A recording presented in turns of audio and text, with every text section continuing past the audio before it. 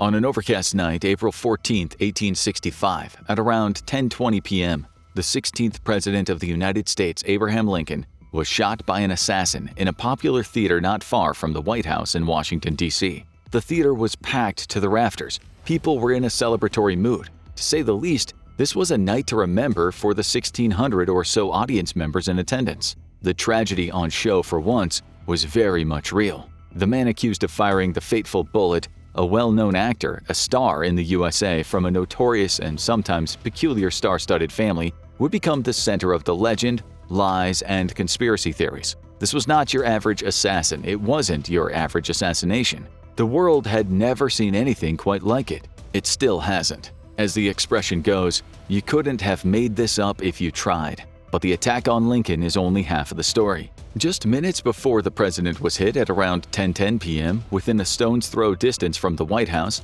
at a property facing Lafayette Park, a series of acts of devastating violence took place when a mysterious man, fair of face with a reportedly superhuman strength, attempted to assassinate Lincoln's right-hand man, the Secretary of State. The attacker didn't stop there. When he left the house, it looked as though a wild bear had crept in and savaged the occupants. It would later become known that the other men in Lincoln's government were targeted, namely the vice president. There would be reports of germ warfare, of plans to burn down buildings. There were rumors that the conspirators had wanted to poison New York City's water supply. This was domestic terrorism of the highest order. It was a conspiracy like no other, an attempt to bring down the American government. The reaction would also be unique, featuring official brutality and a collective paranoia throughout much of America.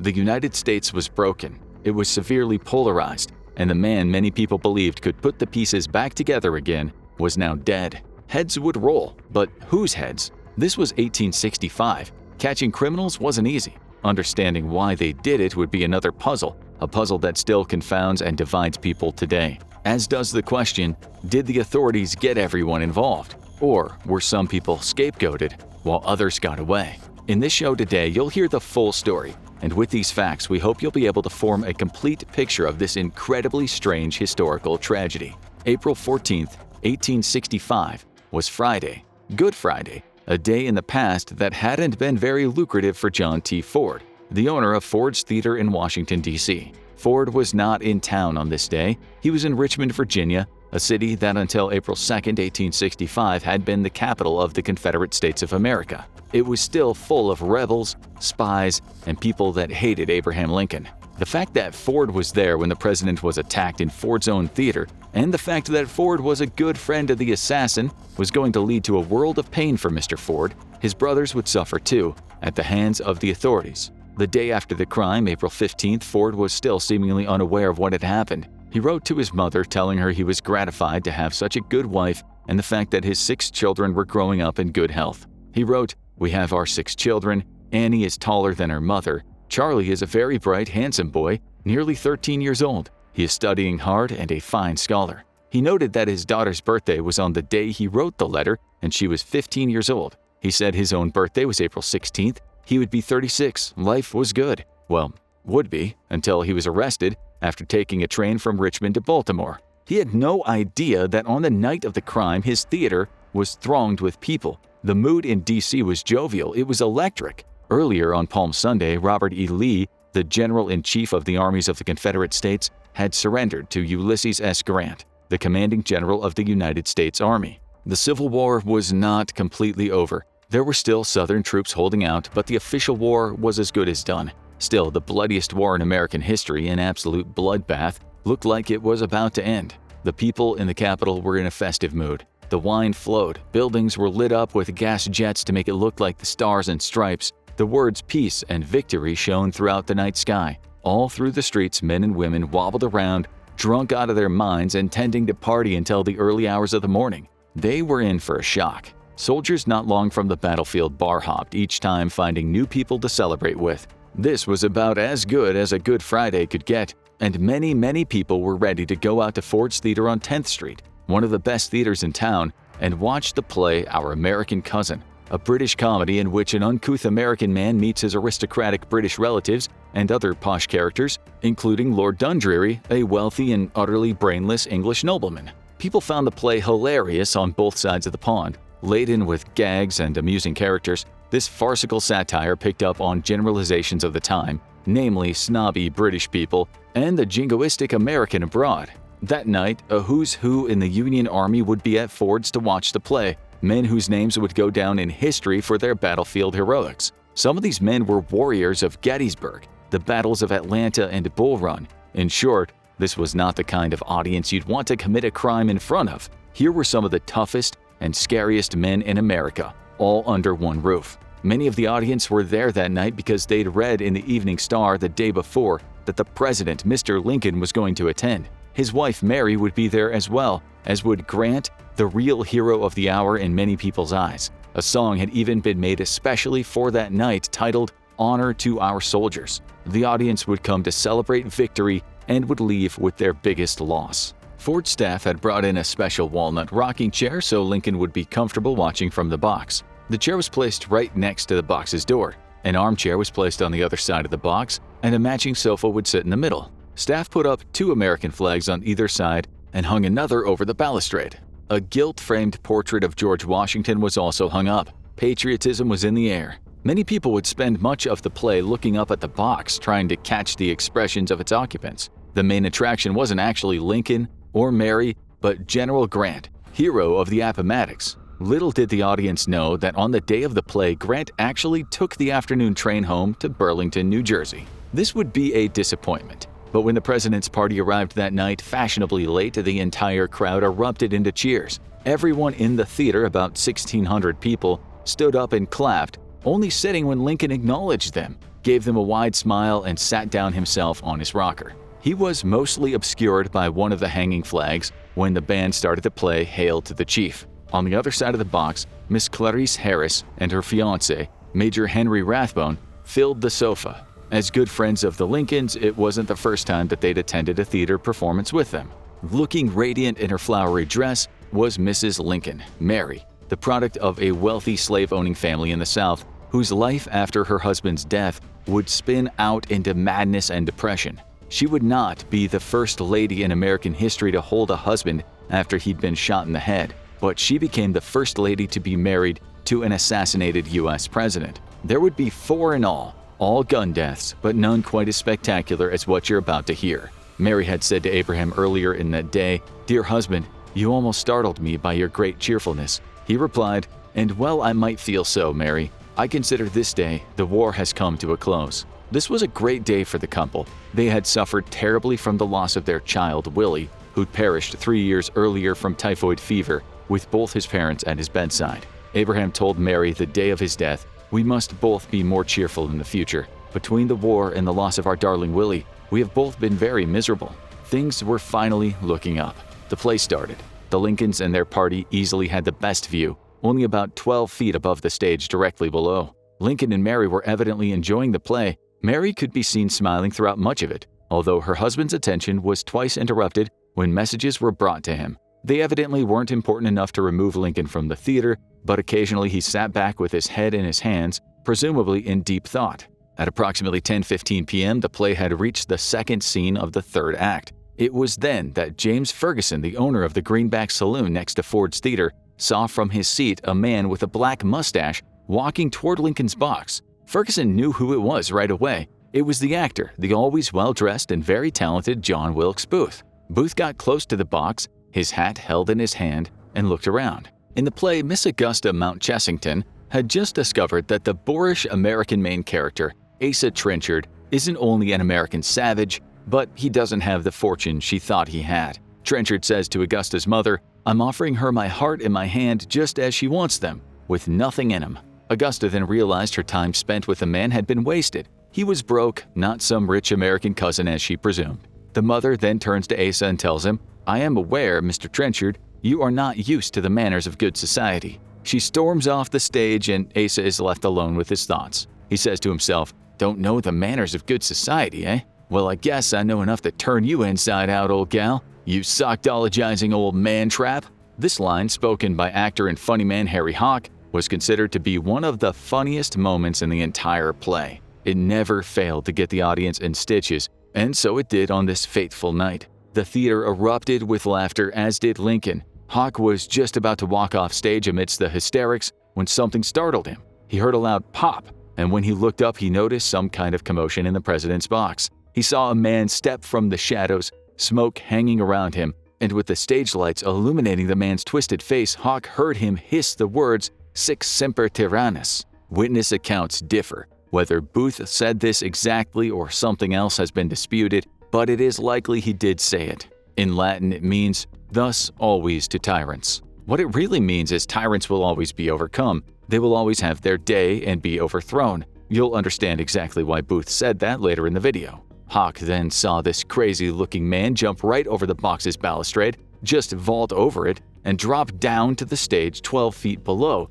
The man landed quite off balance but soon straightened himself out, standing tall and thrusting a dagger above his head. He shouted, "The South shall be free." Hawk, in shock, confused, not knowing if this was somehow part of the performance, saw the man run in his direction. Hawk ran too, and the man then seemed to disappear into the wings. Just earlier in the box office, the theater treasurer, Henry Seaford, known as Harry to his friends, had heard what he described as a pop. It was Harry who got Lincoln that rocking chair, and he had put the upholstered sofa in the box. Harry heard the shot and thought, "That isn't part of the play." He looked at the other workers and they too seemed confused. They all went to look at the stage and saw a man with a knife in his hand. Ticket agent Joseph Sesford turned to Harry and said, "By God then, is that John Booth crazy? What was the actor John Booth doing on the stage? What was going on?" A man of solid reputation, a great actor known all over America, a friend of the Ford family. He wasn't the type of guy who'd purposefully ruin a play, so what the hell was he doing on the stage?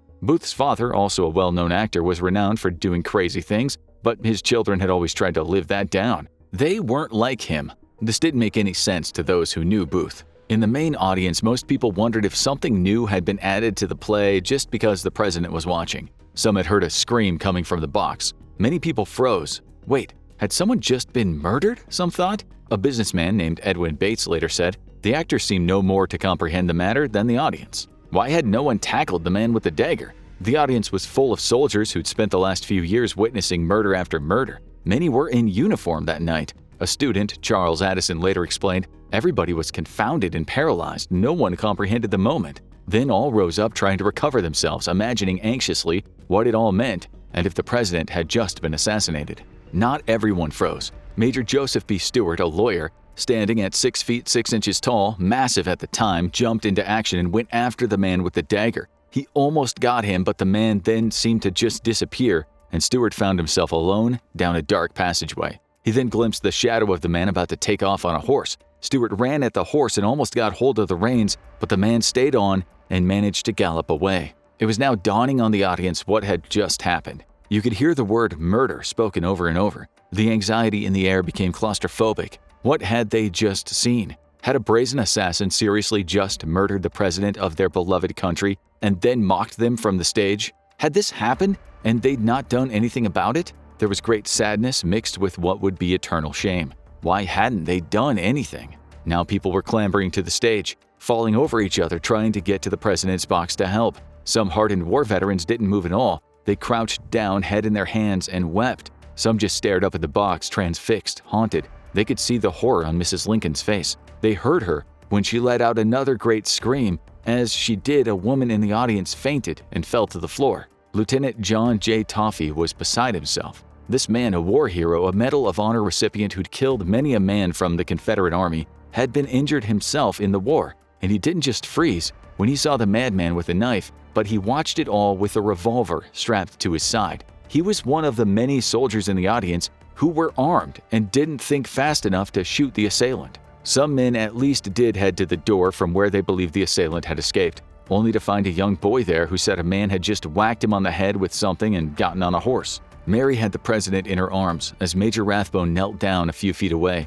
Rathbone couldn't understand what had just happened. He'd heard the shot, and just as he looked over at the president, the assailant lunged at him with a dagger. Rathbone managed to avoid being stabbed in the chest, but in pushing away the assailant, he was cut deeply on his arm. He suddenly realized the gravity of the situation. He seemed to come out of a dream world to hear pounding on the door of the box. People were trying to get in. He tried to open it, but it seemed blocked. When he fumbled with the door handle, he realized a wooden bar had been placed against the door and the wall. The killer, it seemed, had barricaded himself in the box. When the door eventually flew open, the box quickly filled up. The first man to attend to the president's injuries was Dr. Charles A. Leal. A surgeon in the Union Army, Leal was as good as anyone in that theater to save the day, but he soon realized that his president was in serious trouble. At first, he wondered if this was a stabbing, but he soon found the entry wound of a bullet.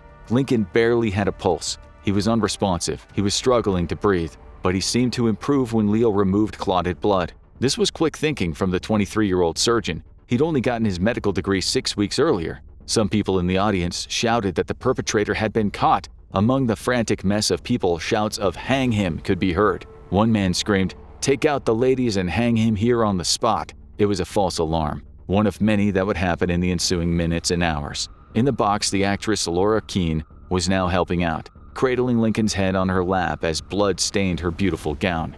More medical men arrived on the scene, but Leal was sure there was no way the president was going to survive. "This is a mortal injury," he told the rest. Out on the street, masses of men went in search of the assailant. It was thought he might have run off down a nearby alley and headed down F Street, but by the time they got there, the perpetrator had already rode a fair distance away, and unlike the perpetrator, they didn't have saddled horses ready. Over in Grover's Theater, the president's youngest son, Tad, 12, was interrupted as he watched the performance of Aladdin with a White House staffer. Someone shouted, "President Lincoln has been shot at Ford's Theater." Tad left the theater and moments later ended up at the White House, where he tearfully told the assistant doorkeeper, Thomas Pendel, "Oh, Tom Penn, they have killed Papa dead." Lincoln wasn't dead yet. There were too many people now in the box, so Rathbun shouted over to an army captain, Captain McGowan, to stop people from trying to enter. It was chaos, absolute chaos. Amidst the chaos, Lincoln was slumped over. Mary beseeched Dr. Leal to save her beloved husband. "Do what you can for him," she cried. Not far away on 10th Street, Sergeant John F. Drill at a police HQ was enjoying what had been a fairly quiet evening so far. A surprisingly subdued night given the number of revelers drunkenly celebrating what they thought was the end of the war. His men had arrested a 40-year-old man for attacking another man with a pistol, and a 35-year-old woman prostitute had been nabbed by the cops for attacking a guy. But the level of violence on the whole had been low. Drill had heard some kind of commotion down the road at Ford's, but this was hardly unusual. He often heard screaming and shouting around the theater. But then the superintendent, A.C. Richards, came crashing into the station looking like he'd seen a ghost. Other men followed, explaining to Drill what had just happened. Drill put every man he could find on the job. The streets were soon filled with police and the public running in all directions in search of the assailant. What had been a mass party was turning into a collective nightmare. Back in the theater, the disarray was at a breaking point. Now everyone was trying to get a look at the president, despite the soldiers trying to gain control of the crowd. Men tried to take their wives to safety as the surge of the crowd threatened to crush them. Dr. Charles S. Taft, surgeon of the Signal Corps, was in two minds. He knew he could help the president and the other injured, but he was trying to save his wife Sarah from the almighty crush. He passed Sarah to a woman named Annie Wright and was subsequently given a boost up to the box from the stage by bystander Daniel Beekman. Soldiers were all around the president, who they'd lifted from his rocking chair and placed on the floor. Taft took over from Leal, not knowing Leal was a doctor. It was agreed that the president was too far gone to get in a coach and be taken to the White House, so it was decided that he should be carried to the nearest house. Taft was already quite sure that this was a mortal injury. 6 men carefully picked up Lincoln's paralyzed body. Some papers fell out of his pocket, which were immediately handed to Captain Edwin Beatty of the 12th New Hampshire Infantry, just one of the many soldiers now standing around the president. Police were now talking to Harry Hawk, who it seemed had the best view of the incident. But there were now a few people telling the same story. A man with a knife had leapt from the box to the stage, landed slightly off balance, and shouted something. Only Hawk had heard the words "Sic semper tyrannis," but a few thought they'd heard the man scream "Revenge for the South." They were all pretty sure that this villain was the famous actor John Wilkes Booth. None except Ferguson, the saloon owner, and once a mercenary soldier in Nicaragua, said they'd heard the shot and watched everything unfold from the beginning.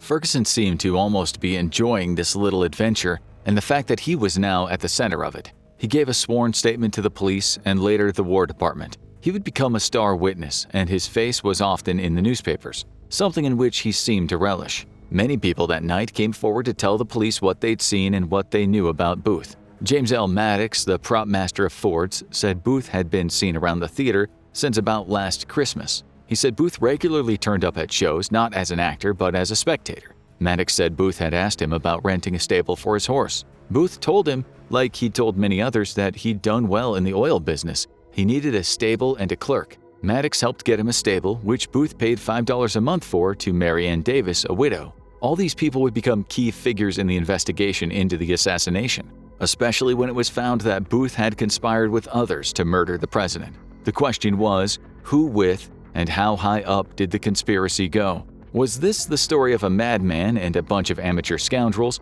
or did this conspiracy feature men from the higher echelons of authority? A name that would go down in American history was Edmund Ned Spangler. Spangler, who'd known Booth since childhood, like Booth, was a firm anti-abolitionist. It seems the two met eye to eye on this controversial movement taking over much of the United States. He'd worked as a carpenter in Maryland and had helped build the Booth family house, Tudor Hall. He was the stagehand at Ford's Theater at the time of the assassination, having helped combine two separate boxes for the box that would hold Lincoln and his group on the night of the play. Earlier that evening, Booth had drunk alcohol with Spangler and the other stagehands, telling them that he would see them later at the performance. When police spoke to Maddox, he told them that Spangler had been the one to set up Booth's stable. Spangler was one of the few stagehands that had been running errands for Booth for months, but that didn't make them conspirators, not yet.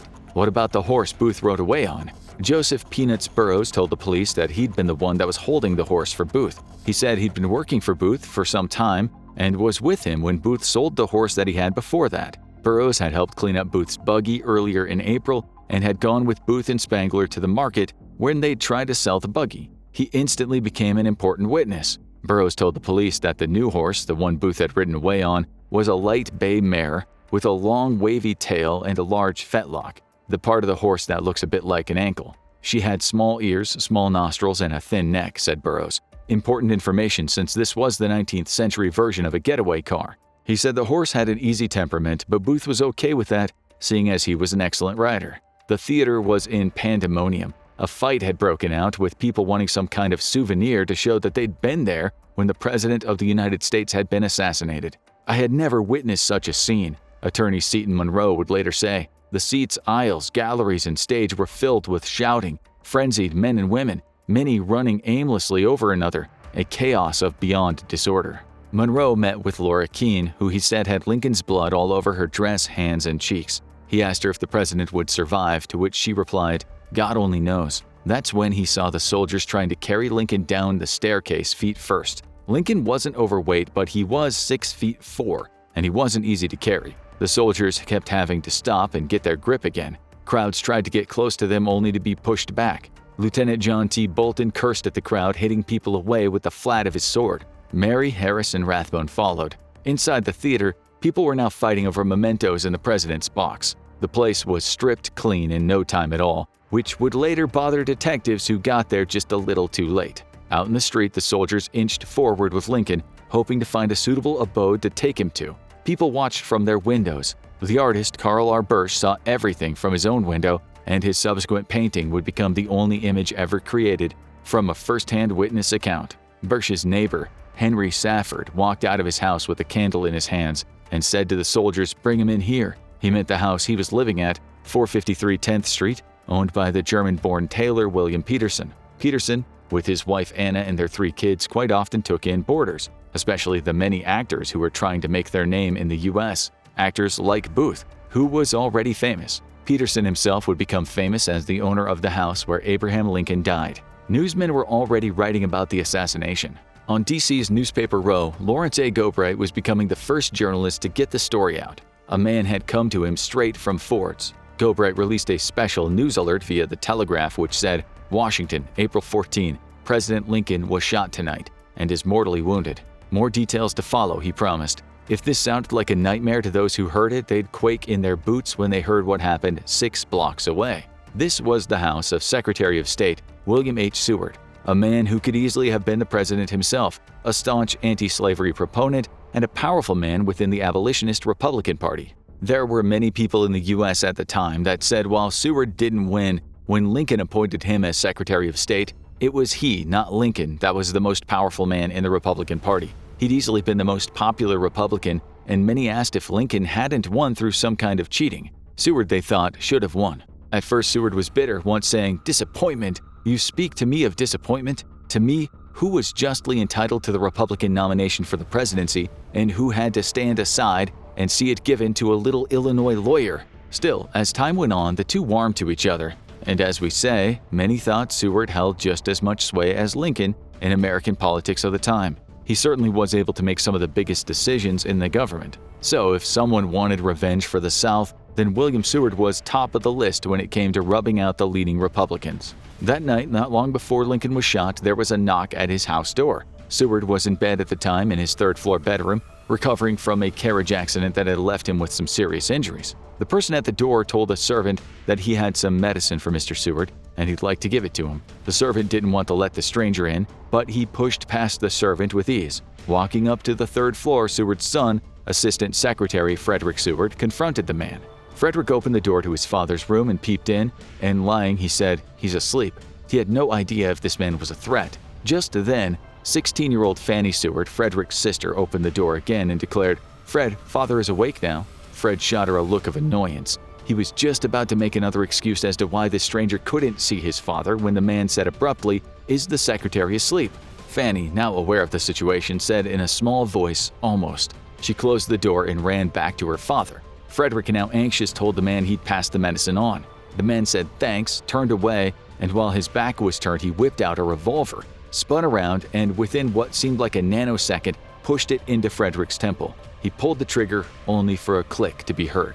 As Frederick reeled in shock, the man violently smacked him in the head with the gun. In the room, an Army nurse, Private George Foster Robinson, recently recovering from a battlefield injury, heard a thudding sound as if someone had just been hit with a stick. Fanny also heard it, but to her it sounded like someone chasing a rat around the house. "What can be the matter?" she said to Robinson. "Do go and see." The man was about to become an American hero. He went outside the room. Frederick was in the hallway, blood now streaming from his head. Standing right next to him was the intruder, looking like the devil himself. The stranger ran straight toward Robinson, slashing at him with a knife, which, while parried, cut his forehead. Within a second, the intruder smashed him full in the face, knocking him to the floor. This was a powerful man, and it seemed he would stop at nothing to get to the injured secretary. Fanny screamed for help, not quite sure if what she was seeing was a bad dream of a monster that had just entered her house to kill everyone, including her. But the attacker ran straight past her and over to the bed where William Seward was lying, unable to move due to his already grievous injuries, including a broken jaw, broken arm, and a concussion. He could only watch in disbelief as this strange man ran over to his bedside. The man jumped on him, knife in hand. The last thing Seward saw was the pink and gray fabric on the man's cuff, to which amusingly Seward thought, that is handsome fabric. The first strike didn't hit his head and instead struck the backboard, but the second one hit, ripping open Seward's cheek. The stranger hacked away at him, pulling his head so he could slash the jugular vein. But then Robinson, now slightly recovered, pounced on the man, pulling him to the floor, giving Seward enough space to roll off the bed. Now another son heard what was happening. Augustus Seward, who'd been sleeping in a bedroom nearby, heard all the screaming and banging. He joined the scrum of the bodies fighting on the bed. They managed to push the guy toward the bedroom door, and while Robinson held him, Augustus ran to get his gun. The man was strong, very strong. He soon pushed Robinson out of the way and ran down the stairs. There he met a messenger for the State Department, Emmerich Hansel. The man knocked Hansel to the floor, stabbing him in the back as he did so. As Hansel watched from the floor, blood now seeping out of his wound, the man ran outside of the house shouting, "I'm mad! I'm mad!" Indeed, this guy seemed like a certified lunatic, and one with impressive strength. News soon got out that there had been 2 attacks and that they'd possibly been coordinated. So this could only mean one thing, a conspiracy to bring down the government. This was a conspiracy by the South, people thought. A last-ditch attempt at winning the war, not on the battlefield but by taking out all the major political leaders. The question was this it, or were more attacks on the way? Fear and paranoia spread all over Washington. No one was safe, it seemed. At the War Secretary's house, Secretary of War Edwin M. Stanton was about to be told what had happened to Seward and Lincoln. Stanton, whose house had not come under attack, could have been there with Lincoln on the night of the murder had he not turned down Lincoln's offer to go to the theater. Earlier in the day, Stanton had visited Seward and had asked that Seward should never be left alone. The two were very close. Stanton had been concerned about his injured friend. Joseph Sterling, a clerk of the War Department still in his early 20s, arrived at the Stanton house after speaking with the son, told the father the president was shot. "I was told he was dead." Stanton, who knew this young man to be trustworthy, looked at him calmly and asked, "Do you know who shot him?" "Yes," replied Sterling. "They say it was a man named Booth who sprang to the stage from the president's box with a large knife in his hand and escaped." As Stanton collected his thoughts, the still breathless Sterling imparted some more ominous knowledge. He said, "As we were coming to your house, a man informed us that Secretary Seward had also been assassinated." Still, he added, "but that may be a street rumor and untrue." It wouldn't be the first time that Stanton had heard such vile rumors. The streets were awash with people talking about murder and murder conspiracies, but Stanton now looked worried. If it were true, then it would make sense that he was next. The entire government could be under attack. His wife Ellen begged him not to leave the house. Then the doorbell rang, and everyone froze. Was this it? Was this the attack? No, it was a clerk from the Provost Marshal General's office. Bad news. The attack on Seward was real. Stanton ordered a cavalry guard to come straight to his house to protect his family. He was going to get dressed and head over to the Seward house. William Seward did not look a pretty picture. It was as if he'd been mauled by a bear.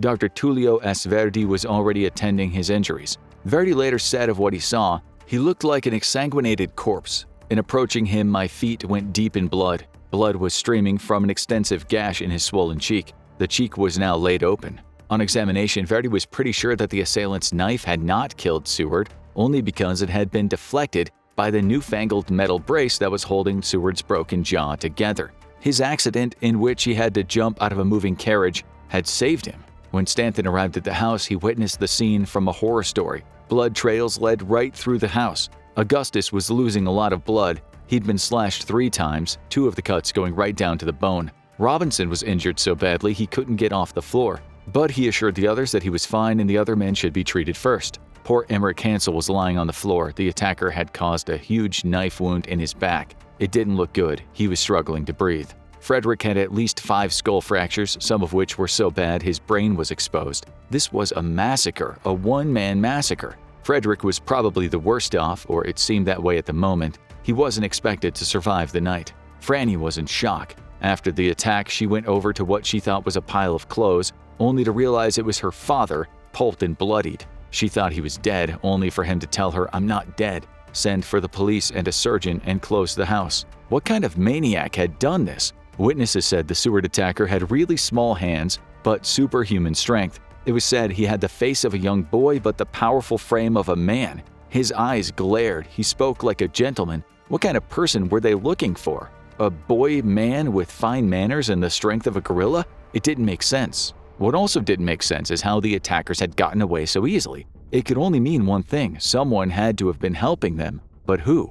How many people were involved with this conspiracy, and was it even over yet? Lincoln still had life in him, but he wasn't expected to last much longer. He laid on a bed too short for his size. The doctors had to lay him diagonally across the mattress. The room surged with officials and surgeons. Now and again, a curious person would pop his head in. The entire house was surrounded. As the death watch began, the alarm sounded far and wide. George W. Guile, commander of the city's garrison troops, put his men on the lookout. The fire brigades at 19th and 1st Streets were alerted. Hundreds of men filed into the streets, but where to look? Before midnight, the message was sent to the 72 forts that surrounded the city, many of which were connected to the telegraph. "Nobody is allowed to pass through the lines this evening," read the message. "Have them all arrested. Communicate this message to all officers." This wasn't the only message that circulated. Rumors permeated Washington and beyond. It was heard that the entire cabinet had been assassinated. People said that General Grant had been slaughtered. In some cases, the newspapers repeated this misinformation. Anxiety filled the air. Lincoln was dying. The 56-year-old had a remarkably fit body for a man of his age, but he wasn't going to beat this. Blood oozed from his head wound, staining the pillowcase beneath his head. Still, this was a good thing. When the blood ceased to flow, his vital signs faltered. Taft was in charge, but he was surrounded by surgeons. All of them agreed the president's days were over. Stanton, a man of steel, a god of war to some, a brute to others, trembled. No one had seen him like this. It became evident to some how close he'd been to Lincoln, becoming a friend as well as a colleague. The Peterson House soon became an office where the most powerful men in the government planned their next steps. Meanwhile, detectives wondered if Booth hadn't gone back to his hometown of Baltimore, where he would have been able to find sympathizers to his cause. There'd been riots in the city over slavery. Maryland had been a slave state, although it hadn't seceded like many of the states in the South. Still, Booth would definitely have been able to find a place to hide there. Already people were whispering about who had done what. The mobs were restless. People marched in the street looking for someone to hang for this. It seemed to many that the only thing that made sense was that the staff at Ford's had been a part of the conspiracy. How else would have Booth been able to get in and out so easily? Ned Spangler was scared out of his wits. He'd understood only too well what happens to men who are in the sights of a restless mob. This was an era of lynchings. He had no place to sleep, since he usually bedded down at Ford's, and now the place was crawling with police and trophy hunters. He wandered the dark streets all night, hoping no one would recognize him. Officials were aware of the precarious situation brewing. People were going to die if someone didn't cool down the crowds. Stanton was informed and dispatched some units. Soon, 2,000 troops surrounded the old Capitol. No one was going to be strung up by a mob while they were around. In just a few hours, the night still in its infancy, about 26,000 troops filled the D.C., cordoning off the streets, leaving no way in or out. The 13th New York Cavalry blocked the Navy Yard Bridge out of Washington. Units lined up on all major roads. All the Washington forts set up picket lines from one to the other, creating what seemed like impassable boundaries. Every train that night had at least 10 soldiers on it checking the passengers. Rathbone had been more seriously injured than first thought. The knife had cut an artery, but he was soon taken care of and was able to answer questions from detectives. The first thing he said was this was no attack by a madman. This was no drunken assault. It was a hit, conjured up by an unruly amateur peeved at the president. He said of the assassin and his co-conspirators, they bear most unmistakable evidence of genius, industry, and perseverance in the perfect accomplishment of murder. It was his contention that if the murder had been planned so well, so had the escape. It was conceivable that the culprits had designed an escape route, replete with co-conspirators at every step, moving the killer on, hiding him, deflecting the prying eyes of police and military. There was only one department capable of cracking such a crime, and that was the War Department. With a massive $516 million budget that year, it had the resources to mount a multi-state manhunt. There were few places to run, given that even if Booth fled to the South, the Confederacy was now mostly under federal control. Then again, there were still witnesses saying it wasn't Booth they'd seen. The authorities didn't want to lose a significant amount of time looking for the wrong man. Scores of people were rounded up. Back at the Peterson house, the crowd outside ripped off parts of the door. They took anything that they could as a souvenir. The best parts were stained with the president's blood. Peterson, who'd been pushed out of the way by the soldiers and not even asked if his house could be used, was distraught. His dear house was being taken apart in front of his eyes. He wasn't an especially political man. He was more upset that the rooms in his house that were a shrine to his two daughters who died there would be ripped apart. As he went to an upstairs room to hide from the crowds and their rapacious hands, Lincoln was taking his final breaths in another room. Dr. Leal noted that at times Lincoln's pulse would strengthen and his vital signs would improve, but then he'd suddenly edge close to death once again. Every time the pulse dropped, the occupants of the room held their breath, and then Lincoln would seemingly spring back to life. Still, not one person believed there was any chance of recovery. Stanton wrote a message to be delivered to the New York chief of police. It read, "Send here 3 or 4 of your best detectives to investigate the facts as to the assassination of the president and Secretary Seward. They are still alive, but the president's case is hopeless, and that of Mr. Seward is nearly the same." New York was currently at the forefront of a new investigative prowess in the U.S. It had the best detectives in the country, men who worked on criminal mysteries that not many years earlier would have been impossible to solve. The U.S. was on the brink of creating an investigative process similar to what we have now. Much would change after the Lincoln assassination,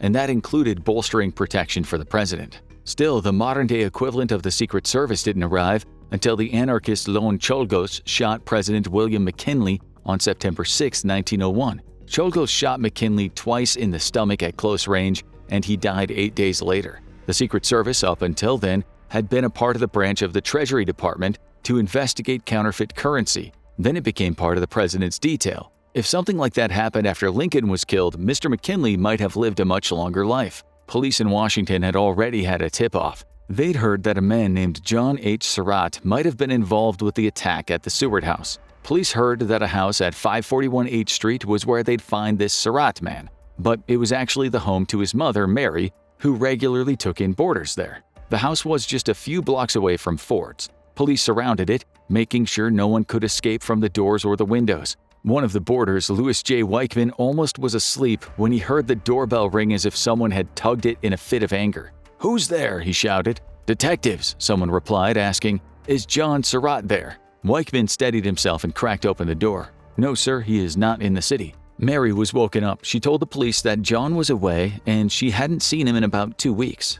Detectives marched through the house, waking everyone up. They found 13 people, none of whom were John. Weichman asked what the police were doing. What was this all about? To which a detective replied, "Do you pretend to tell me that you have not heard that the president has been assassinated?" "Great God!" shouted Weichman. The detective pulled out a bloodied bow tie from his pocket, informing everyone present that this was the president's blood. "John Wilkes Booth did that," he said, adding, "And I suppose John Surratt has assassinated the Secretary of State." Mary was quiet. The same detectives pulled her to the side and whispered in her ear that he wanted to ask her a few questions. "Be particular how you answer them," he said, "for there is a great deal that depends upon them." Little did she know just how much her own life depended on these answers. She said that she had no idea where John was. She had received a letter a while back from him postmarked Canada, but she couldn't say where he'd been just hours ago. She seemed rattled when the detectives didn't look like they believed her. She told him, "I suppose there are a great many mothers who don't know where their sons are." Mary, who would become either the center of a massive injustice or perhaps one of the masterminds of a world-changing crime, was in the eye of the storm right then. She'd soon be swept up by that storm and carried off into another world. Back at the Peterson house, Secretary Stanton was chatting with Vice President Andrew Johnson, the man who would become president once Lincoln was gone and would have to deal with the fallout of the assassination and the end of the Civil War. Johnson at that moment had no idea he had barely escaped being killed himself. Then Provost Marshal James O'Byrne walked into the room and told the men something startling. Johnson, said O'Byrne, had been on the kill list. Certain items had just been found in a room at his hotel, Kirkwood House, and it seemed more than likely that whoever had stayed in that room had intended to assassinate Johnson that night. Why the culprit hadn't gone through with it, no one knew. Johnson was a lucky man. He was told his assailant was to be George Atzerodt, a man of meager means whose connection to Booth was as yet unknown. At 3 a.m., Secretary Stanton wrote another press dispatch. He said Lincoln was still breathing, that Mr. Seward may well live, and that Frederick Seward's condition was critical. He added the attendant who was with him was stabbed through the lungs and is not expected to live. He also wrote that he was not quite sure the perpetrator of the Seward attack was the actor, John Wilkes Booth. His words were, "Whether it was the same person or a different person who tried to murder Mr. Seward remains in doubt." Stableman John Fletcher, another important witness, connected Booth with George Atzerodt. He said he went for a glass of ale with Atzerodt earlier that day. Fletcher also talked about the relationship Booth had with a man named David E. Harold, described by many as a dull-witted kind of person. Harold, it turned out, was also a friend of John Surratt. The picture of a conspiracy was coming together. At 4:10 a.m., Stanton wrote another press dispatch, this time saying, "The president continues insensible and is sinking." He said the attendant was alive but hopeless. He also explained that after searching Booth's trunk at his hotel, they strongly believed that the assassination had been planned for March, but had for some reason fallen through. He wasn't quite right, but he was close. At 6:50 a.m., the doctors around Lincoln looked at their pocket watches after just thinking he'd passed to the other side. But yet again, Lincoln managed to hold on. But at 7:22, it was over. Lincoln was dead. Dr. Phineas Densmore Gurley, pastor of New York Avenue Presbyterian Church in Washington, D.C., walked up to the bed and said, "Let us pray." As he began the prayer, the former soldier and government stenographer, James R. Tanner, pulled out his pencil to note what was about to be said. But as he took hold of the pencil, in somewhat of a rush to make sure he didn't miss anything, the nib broke off in his hands. We will never know what was spoken at the end of Lincoln's life. The sun rose in the sky. The United States woke up to a new day, a day in which everything had changed. The press exploded with theories and criticism. One paper wrote that Booth had done what many anti-Lincoln journalists had been clamoring for, stating that the media was partly to blame for constantly calling Lincoln a, quote, tyrant. The paper said, "His weapon was the pistol, theirs was the pen. Though he surpassed them in ferocity, he equaled them in guilt." But what had driven Booth to do such a terrible thing? He was famous, he was wealthy. Why ruin his own life? The United States was polarized. It had been for a long time. Booth had been firmly on the side of the secessionist South, even though he lived in the North. He'd grown up with his successful English actor father, Junius, with everything a boy could ask for. Their house in Maryland, which they called the farm, had a swimming pool shaded by beautiful willows. They didn't own slaves, but they had plenty of servants. Junius, like his son would be, was obsessed with Roman antiquity. John grew up reading about tyrants, about the fall of Caesar, a dictator who was accused of giving himself too much power. Maryland, as well as Delaware, Kentucky, Missouri, and after 1863 the new state of West Virginia, had been in the middle of the Troubles. This made Booth's Maryland a place of division, with some people supporting the North and some the South. Many people, including Booth, wanted to secede. Lincoln knew this, of course. He knew there were rebels and spies everywhere in that state, and so he took an unconstitutional approach to matters.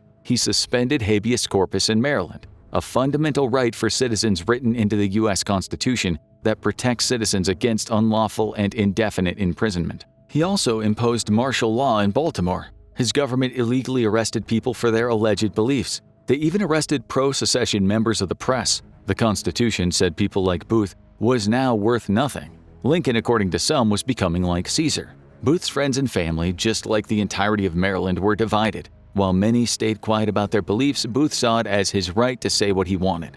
The Republican government, he said out loud, was becoming tyrannical. He was already famous at this point, so when he spoke, people listened. On one occasion, he said he wished the president and the whole damned government would go to hell. He was subsequently arrested for uttering treasonous remarks, but later released after he wrote an oath to the Union. He was fuming. He fumed again on April 11th, 3 days after the Union victory at Appomattox, when Lincoln gave a speech on the White House lawn and talked about bringing the southern states back into the Union. He also said that he wanted to extend the franchise to some African Americans, meaning giving them the vote, or at least the literate African Americans or the ones who had fought in the war. After hearing that, Booth told his friend, "That means inward citizenship.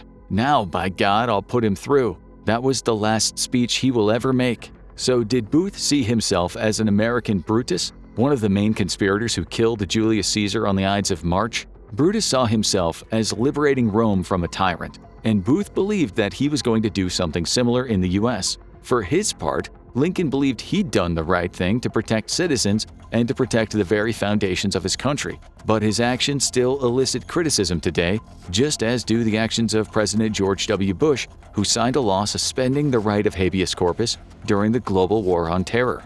This is not a show about the Civil War and human rights. So let's get back to the hunt for the murderer, a murderer that obviously had some of his father's personality traits. Junius was extremely eccentric. He was incredibly famous and well-liked, but also called a mad freak and a mad tragedian. In 1835, Junius, a notoriously heavy boozer, wrote a letter to President Andrew Jackson about freeing two men who'd been arrested as pirates. Booth and Jackson were friends, but Jackson, it seems, was becoming something of a democratic autocrat, or at least people were accusing him of that. Junius was known as something of a radical. In England, his antecedents were renowned as radicals down through the ages. The British Prime Minister William Gladstone once called John Wilkes, a distant relative of Junius, an activist and sometimes an outlaw, one of the greatest champions of English freedom. Junius's father, Richard, was also said to be a fighter against what he considered to be tyranny. The Booth's family history was steeped in radical thinking. It might not be so surprising, then, that in the letter to President Jackson, Junius wrote the words, "You damned old scoundrel, if you don't sign the pardon, I will cut your throat whilst you are sleeping." It's not known how serious he was being, and it seems Jackson took it as a joke, but the line of radicals in the Booth family was real. There can be no doubt then that John Wilkes Booth saw himself as a hero in this line of radicals, killing someone he perceived to be a tyrant of the highest order. He thought he was destined to kill Lincoln. It was written in his blood. Over the decades and centuries, Booth has occasionally been viewed as merely an insane actor, literally off his rocker, but he definitely harbored what he believed were very rational motivations. He wasn't crazy in the medical sense, even if his actions against the person many believed was the best man to bind up the nation's wounds were that of a madman. It should also be said that prior to committing the assassination, his career had been going great. He'd gone from smaller roles to becoming a favorite for audiences and critics alike. He traveled around the U.S., sometimes called the handsomest man in America and a natural genius on the stage. He was celebrated for many of his roles, but for Booth, he liked nothing more than to play, guess who? Brutus, in Shakespeare's Julius Caesar. Booth wasn't the modern equivalent of a B-list movie celebrity. He was one of the best in the game, although some people in that game wanted for Booth what we moderns might call being canceled. for his support of the Confederacy. Booth saw limits on free speech as oppressive, which just motivated him even more to end Lincoln's life. Booth was known everywhere, which makes the fact that he murdered a president all that much more shocking.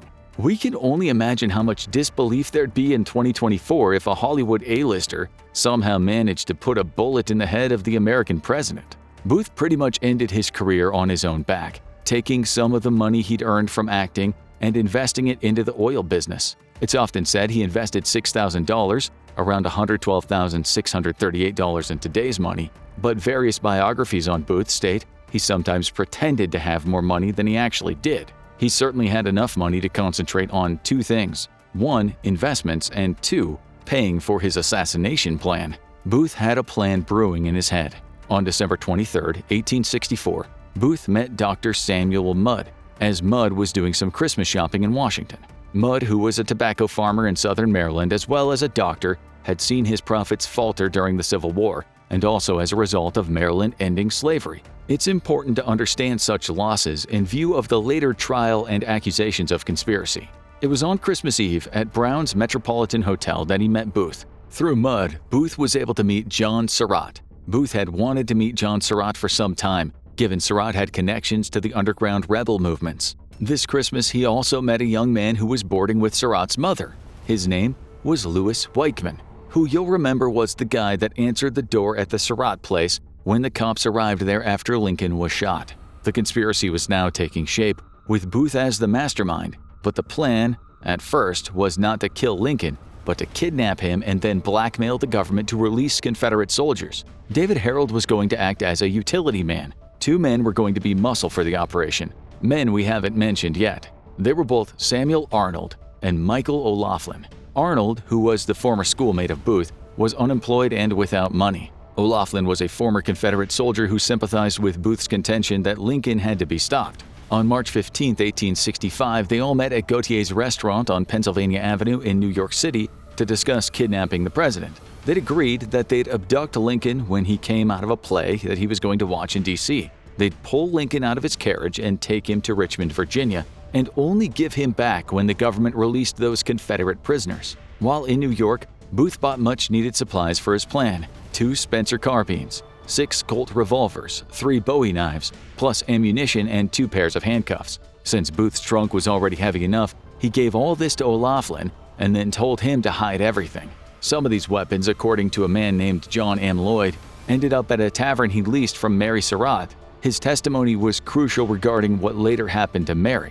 He said at the trial, "She told me to have those shooting irons ready that night. There would be some parties who would call for them. She gave me something wrapped in a piece of paper, which I took up the stairs and found to be a field glass. She told me to get 2 bottles of whiskey ready and that these things were to be called for that night."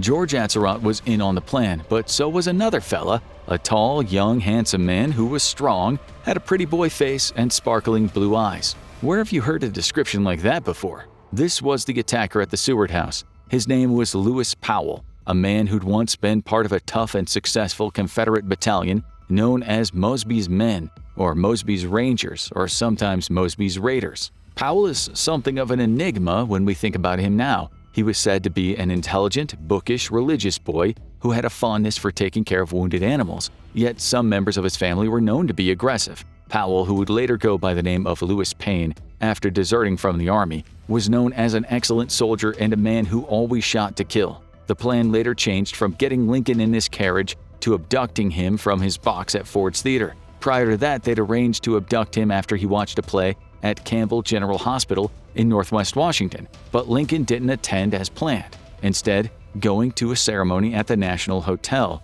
In what was a startling turn of events, Booth was living at the National Hotel at the time, so he could have abducted Lincoln had he and the gang not gone to the hospital. So the abduction plan was moved to Ford's. Since Booth was so well connected at Ford's, he knew the layout, and being seen around there wouldn't elicit suspicion. He told the crew about the interior of the theater and also got tickets for Powell and Surratt so they could attend a performance in the president's box. They learned the layout while forming what was a daring scheme. Booth told them that Powell would be the person to catch the handcuffed Lincoln, as others lowered him down from his box to the stage. There was an argument over this. Some said Powell was the strongest, so he should be the one to handcuff Lincoln and lower him down. Arnold and O'Laughlin said that this plan was crazy and that they'd all die. They asked what was wrong with the other plan of getting Lincoln when he was in his carriage. How, they asked, are we supposed to abduct the President of the USA in front of a packed house? It was absolutely insane to think they could get away with it. But Booth didn't think so. Arnold said, "And what when we get him out? We're bound to run into a sentinel." Booth replied, "Shoot him." Little did they know that while they were arguing with each other, General Grant was in the process of releasing those Confederate prisoners. That very day, 1,000 Southern prisoners had been let out and returned to their families. Arnold was starting to put two and two together. Booth wasn't planning on an abduction at all, he thought. Maybe, mused Arnold, Booth was hoping that Lincoln wouldn't even make it out of the theater. Maybe they'd all die in there after guns blazed. Maybe that's what Booth wanted, a shootout and a dead president. Arnold, who didn't exactly say that, told Booth they'd all die. His exact words were, "You can be the leader of the party, but not my executioner." It's not entirely sure when the plan turned from kidnap to murder, but it is likely that Lincoln's speech we mentioned earlier was the driving force behind Booth upping the ante. As you know, they no longer needed to blackmail the government for the release of prisoners. Booth was set on becoming an American hero. Well, a hero in some people's eyes. He planned to use a Derringer pistol made at a place called Northern Liberties, and he would take a dagger with him on which was inscribed "America, Land of the Free." For Booth, that proclamation evidently didn't include black slaves or the indentured white servants wealthy families like Booth's were happy to have around. He had his line figured out for when he faced the audience. "Thus always to tyrants." And if Caesar had his right-hand man in Mark Antony, then for Booth, Lincoln's right-hand man was William Seward. Seward had to go too. The new plan was put into action. The day before the attack, Powell walked past the Seward house and pretended to be friendly to the nurse who was eating breakfast at an open window. This was Robinson, the man that Powell would later savagely attack. Powell asked how the secretary was doing, to which Robinson said that he was doing much better and was on the mend. By this time, Arnold was back at work. He wanted no part in the plan. Neither did O'Laughlin, although Booth tried his hardest to get him back on his side. At this time, both Harold and Atzerodt booked into Kirkwood House, where the vice president was staying. Booth, meanwhile, spent a fair bit of time at Ford's, going over and over all the ways he was going to escape, learning which passageways went in which direction. D.C. was alight with people celebrating. The Evening Star said that day, "The very heavens seemed to have come down." This was the perfect time, thought Booth, to change the United States forever. The celebrations motivated him even more. He was going to end the fun and make his mark on history. As hordes of revelers drank in the streets and the illuminations were being sent up, Booth, Powell, Atzerodt, and Harold finalized their plan at a place called Herndon House. As they spoke in hushed tones about murder, the rooms next door abounded with the sounds of celebration. Booth told the rest, "I'm going to shut those people up good and proper." They agreed that the attack should happen as close to each other as possible. And while they would escape in different directions, the plan was to meet up on the road to Nanjemoy, about 44 miles or 71 kilometers outside of D.C. Except Atzerodt secretly wasn't feeling up to it. He'd always been the odd one out. Unlike the rest, he never dressed smart. He didn't feel as strongly as the rest of them about Lincoln, and he certainly wasn't the killing type. He then spoke up and said he was having second thoughts. Booth looked annoyed and told him, "Then we'll do it. At least Harold has the courage." He reminded Atzerodt that he should get his horse if he wanted to leave town. He put emphasis on the word horse, and Atzerodt immediately knew what he meant. He'd been sharing horses with Booth for about 6 weeks. His name was connected to Booth's over those horses. Even if he ran now, his name would be brought up at some point. He may as well have etched into the White House, "I am one of the conspirators." Police would easily find out that he was part of the plan. Still, he would later regret not running for the hills. But he was drunk already, and he would get more drunk as the evening wore on. The Vice President of the United States would have a lot to thank alcohol for, because the drunken Atzerodt would not go through with the plan and would instead spend the night wandering around D.C. Sic semper tyrannis. You know the story. But where did Booth go after the assassination? The answer is through a passageway and out the back door, and into an alleyway where Peanut Burrows was waiting with his horse. The horse tried to bolt, but Booth threw himself over the saddle, and he was off into the night, only narrowly avoiding the man Joseph Stewart, who almost got hold of the reins and obviated what would become a massive manhunt. At 11:40 p.m., Booth arrived at a drawbridge spanning the eastern branch of the Potomac, southeast of D.C. The bridge was guarded, Sergeant Silas T. Cobb asked Booth what he was doing after 9 p.m. since the government required permission. "I'm going home in Charles," replied Booth. Cobb said, "Well, didn't you know, my friend, that it is against laws to pass here after 9 p.m.? Booth said he hadn't heard of that law. He told Cobb that the road is dark, but he was hoping to have the help of the moon to light his way. "I will pass you," said Cobb, "but I don't know how I ought to." He'd regret this for a long time to come. A short time later, another fella on a horse arrived at the bridge, this one not as well dressed or as handsome. It was Harold. He'd been the one to take Powell to the Seward house, but he'd got on his horse and rode off, leaving Powell alone. Harold told Cobb he'd been visiting a woman in the capital and had lost track of time. Cobb thought that was reasonable. Given the city was having one big party, he let Harold pass. Later that night, O'Laughlin was drinking in a bar with some buddies when a man burst in. "Someone has shot the president," shouted the man. While everyone else couldn't believe their ears, O'Laughlin was not quite as shocked, although he was surprised that Booth had actually gone through with it. At about 4 a.m., Dr. Samuel Mudd heard a knock at his door.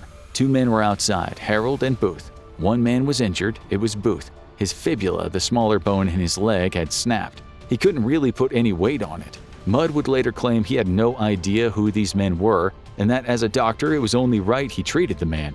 We may never know how much Mudd knew, but authorities would later arrive at a theory, correct or not. As for Booth's leg, there had been plenty of speculation about how he broke it. Booth himself would say it broke after his jump from the box. This suited Booth since it sounded heroic, but some historians and some of the evidence suggests his leg was fine after he left the theater. It's hard to sprint with a snapped fibula. Yet one witness said Booth ran with lightning speed.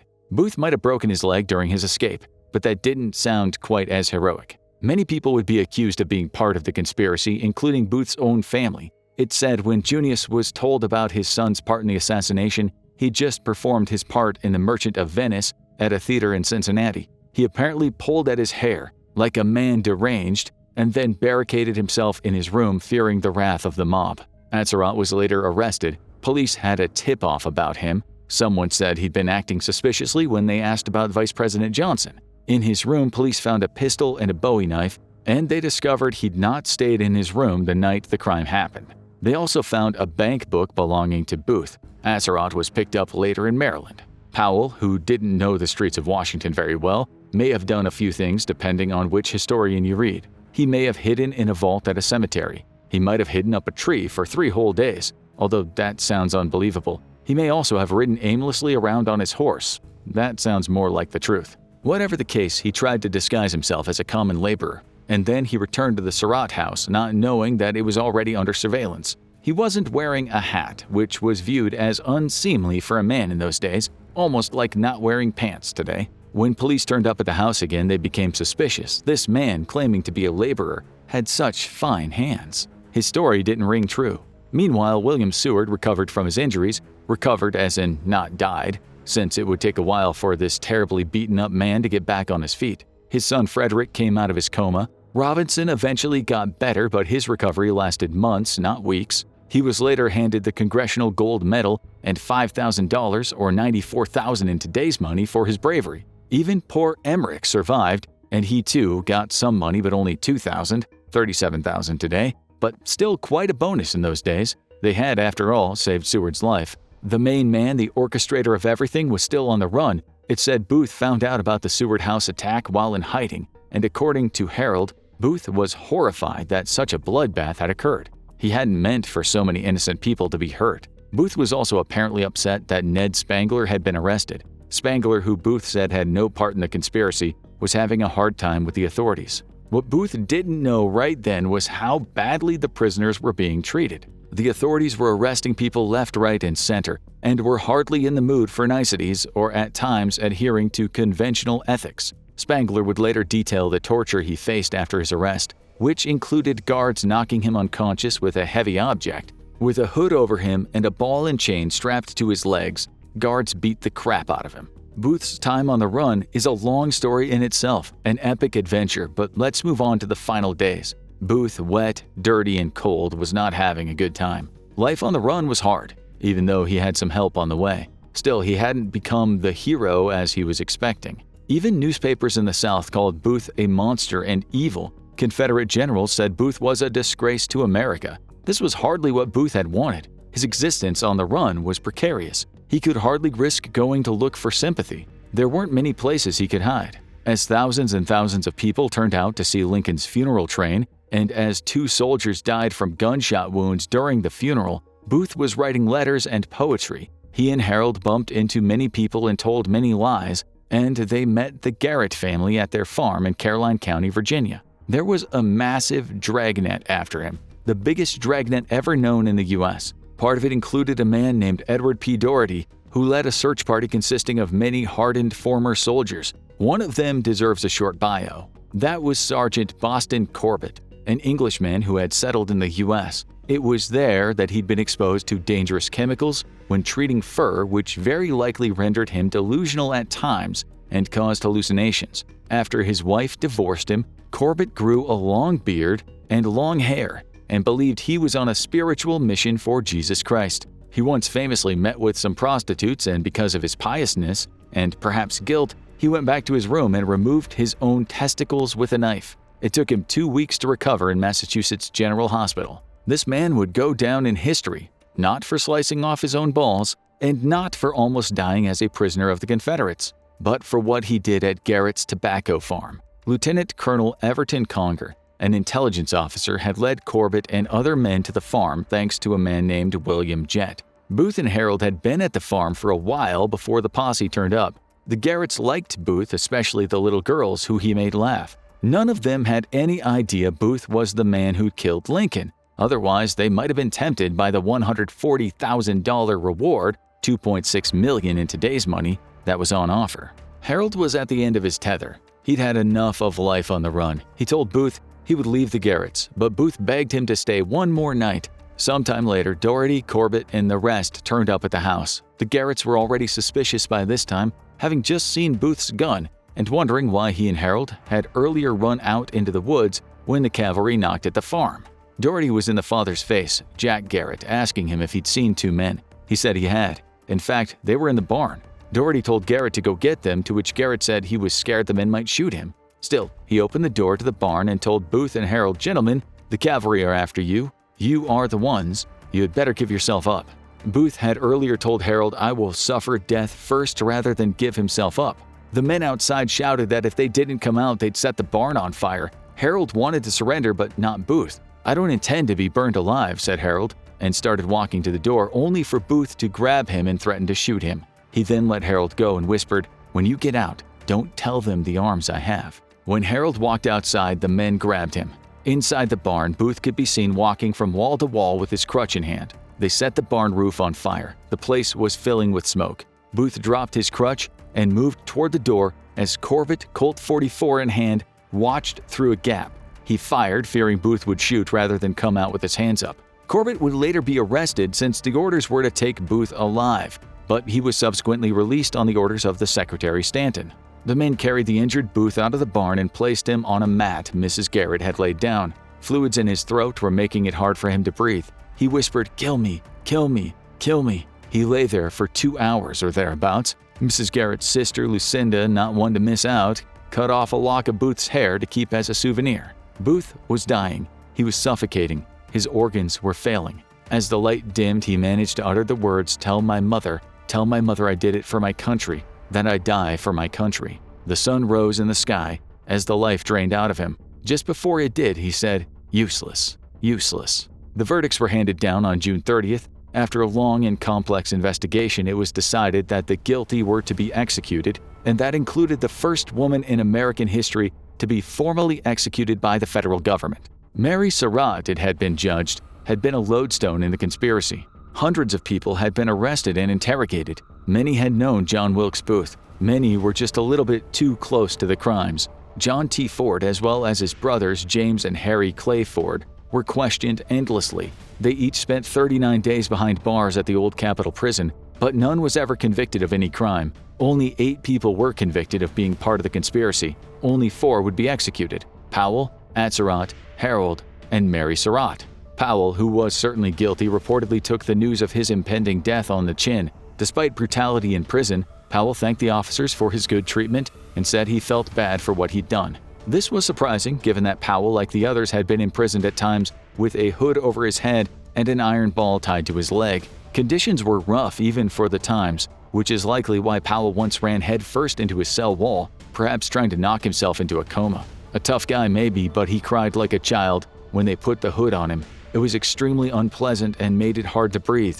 You never knew when the next punch was coming. Mary Surratt and Mudd never had to wear the hoods, and even later, when the other men had theirs removed, it was decided that Powell would still have to wear his. Maybe that's why he was okay with being hanged. Perhaps he'd already had enough. He was so far gone in prison that at one point, like a scene from The Deer Hunter, he forgot where he'd come from and had no idea how old he was. The torture broke him, and it's probable they did much worse than history has reported, given what he'd done at the Seward House. He was just 21 when he was hanged. Atzerodt, who really wasn't a killer, turned pale on learning he was going to hang. He still didn't think he deserved it. He'd been roped into it, and now he was going to swing by a rope. His last words were, "May we all meet in the other world. God take me now." Harold said he hadn't killed anyone, explaining that he'd never actually wanted to kill anyone. He'd only been up for kidnapping. That didn't save him. He hanged. Mary burst into tears on hearing the verdict. She had a much more comfortable time in prison. More food, no hood, and no manacles. The public, for the most part, detested her. They didn't think she was innocent. We may never know if Mary was a victim of injustice. All the other defendants besides Powell said she was a conspirator, but she denied it to the end. Her appeals failed. President Johnson said she kept the nest that hatched the egg. She cried and cried all the way up to the execution. Her last words, sad and touching indeed, were, "Please don't let me fall." Her son John avoided the rope, but perhaps he was the only reason she'd been involved. John was quite the slippery character, heading to England, Canada, and later serving with the Papal Guards for the Vatican until he was seen and arrested in Egypt. He was extradited to the US in 1866,